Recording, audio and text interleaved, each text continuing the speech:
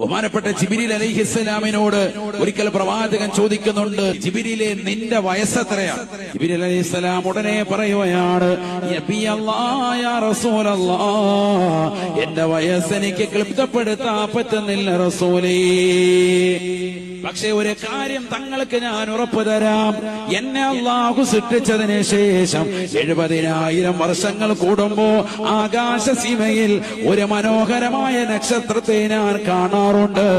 72,000 പ്രാവശ്യം ഞാൻ എന്റെ കണ്ണുകൾ കൊണ്ട് കണ്ടുപോയി എന്ന് ജിബ്രീൽ എന്നോട് പറഞ്ഞു വന്ന് നബിയുനാ റസൂലുള്ളാഹി.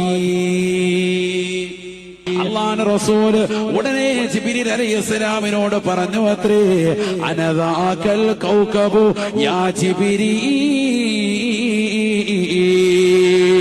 70,000 കൊല്ലത്തിലൊരിക്കൽ നിങ്ങൾ കാണുന്നതായ മനോഹരമായ ആ നക്ഷത്രമില്ലേ, നിങ്ങൾ 72,000 പ്രാവശ്യം കണ്ടിട്ടുണ്ടെന്ന് പറഞ്ഞ ആ മനോഹരമാകുന്ന നക്ഷത്രമാണ് ഞാൻ, ഹബീബുനാ ശഫീഉനാ റസൂലുള്ളാഹി.